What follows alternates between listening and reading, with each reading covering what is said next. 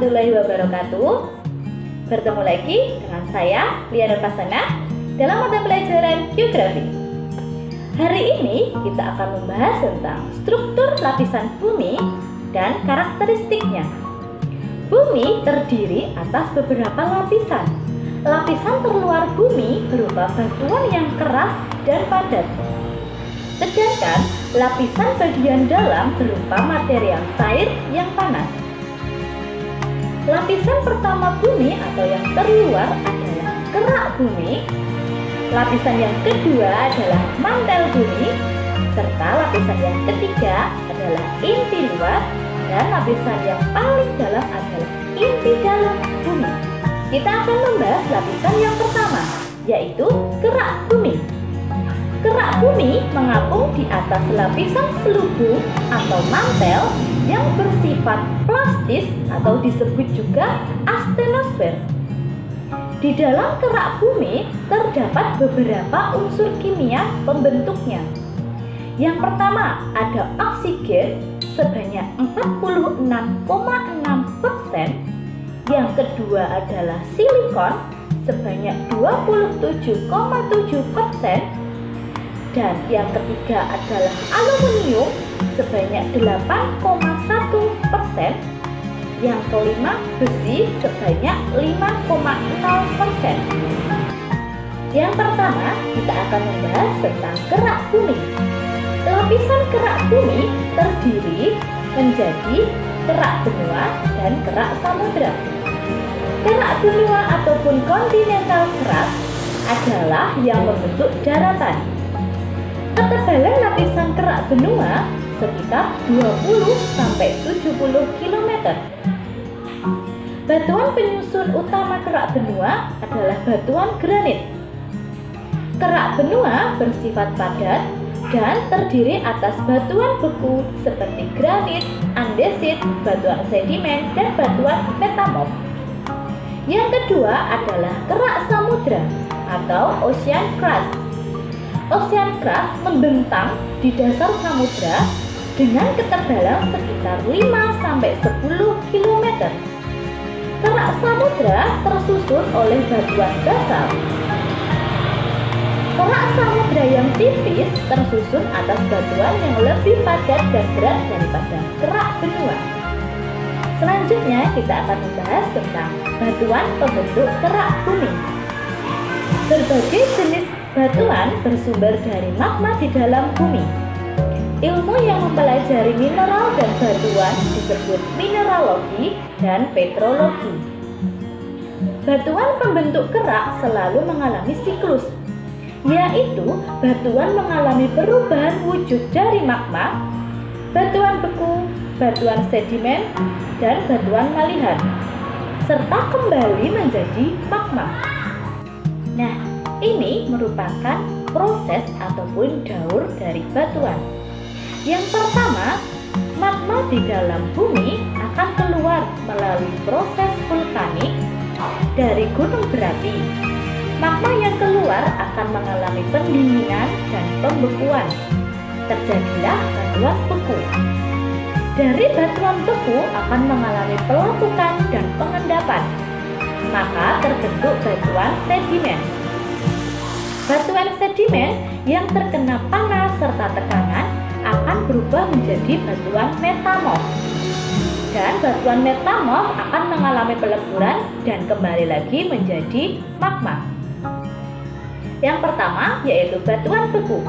Sekitar 90% kerak bumi tersusun dari batuan beku.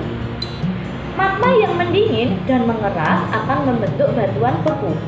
Berdasarkan tempat terbentuknya batuan beku dibedakan menjadi 3. Yang pertama batuan beku dalam atau plutonic, yakni kristal-kristal mineral batuan berukuran besar. Ciri utama ini berstruktur holokristalin atau mengkristal semua.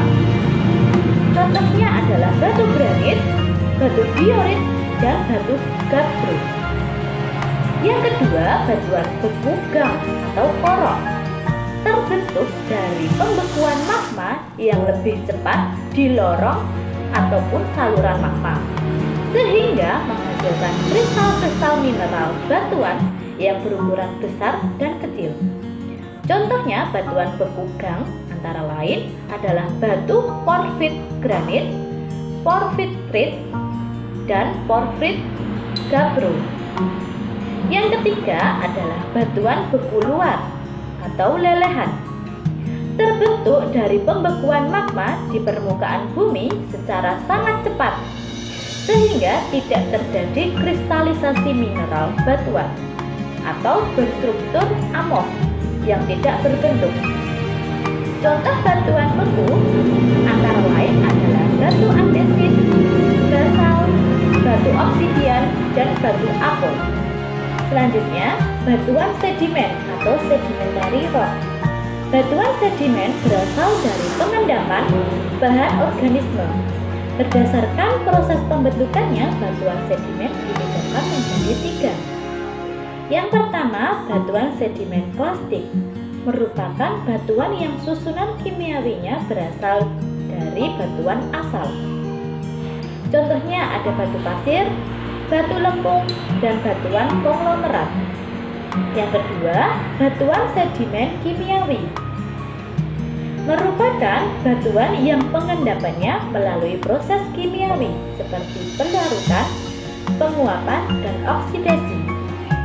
Contohnya ada batu garam, gipsum, dan batu kapur. Yang ketiga, batuan sedimen organik merupakan batuan yang pengendapannya membutuhkan bantuan organisme. Sebagai contoh, binatang koral di dasar laut akan membentuk batu kapur. Selanjutnya, batuan metamorf atau malihan. Batuan metamorf terbentuk dari batuan beku atau batuan sedimen yang berubah akibat tekanan dan suhu. Tekanan dan suhu yang tinggi mengakibatkan perubahan tekstur, struktur, serta sifat yang membentuk batuan baru. Berdasarkan proses pembentukannya, batuan metamorf dibedakan menjadi 4. Yang pertama, batuan metamorf kontak. Berasal dari akibat perubahan suhu yang ekstrim di luar bumi. Contohnya ada batu marmer yang terbentuk dari batu kapur. Yang kedua, batuan metamorf kontak penuh katolistis. Terbentuk akibat pengaruh suhu, gas-gas di dalam magma yang mengubah sifat kimia batuan. Contohnya ada batuan kuarsa akan membentuk batu turmalin, sejenis batuan permata. Yang ketiga ada batuan metamorf dinamo, terbentuk akibat perubahan tekanan. Contohnya batu sabak berasal dari batu lempung dan batu kuarsit berasal dari batu pasir. Yang keempat, batuan metamorf regional atau dinamik, terbentuk akibat perubahan tekanan dan suhu secara bersamaan. Contohnya ada batu gneis berasal dari batu feldspar dan batu schist berasal dari batu kuarsa. Lapisan bumi yang kedua adalah silibum ataupun mantel bumi. Lapisan mantel bumi mencakup sekitar 84% volume bumi. Tebal lapisan mantel mencapai 2.900 km. Mantel bumi tersusun atas besi, silikon, kalsium, magnesium, dan oksigen. Suhu di bagian mantel bumi mencapai 3.000 derajat Celcius. Mantel bumi terdiri atas 3 lapisan utama, yaitu lapisan pertama mantel atas, lapisan kedua zona transisi, dan lapisan ketiga adalah mantel bawah. Lapisan mantel atas berada pada ketebalan 7-410 km. Sedangkan zona transisi berada pada ketebalan 410-660 km. Dan mantel bawah berada pada ketebalan 660-2900 km. Lapisan yang ketiga adalah lapisan inti bumi. Inti bumi tersusun atas material besi dan nikel. Inti bumi berada pada kedalaman 2.900 sampai 6.378 km. Lapisan inti bumi dibedakan menjadi dua, yaitu lapisan inti luar dan lapisan inti dalam. Pada lapisan inti luar, tebalnya sekitar 2.000 km dan terdiri atas besi cair yang suhunya mencapai 2.200 derajat Celcius. Sementara itu, pada lapisan inti dalam merupakan pusat bumi yang berbentuk bola dengan diameter sekitar 2.700 km. Inti dalam suhunya mencapai 4.500 derajat Celcius. Inti bumi merupakan sumber panas internal bumi karena mengandung bahan radioaktif yang melepas panas. Inti luar berbentuk cair karena suhunya yang panas mampu melelehkan campuran besi dan nikel.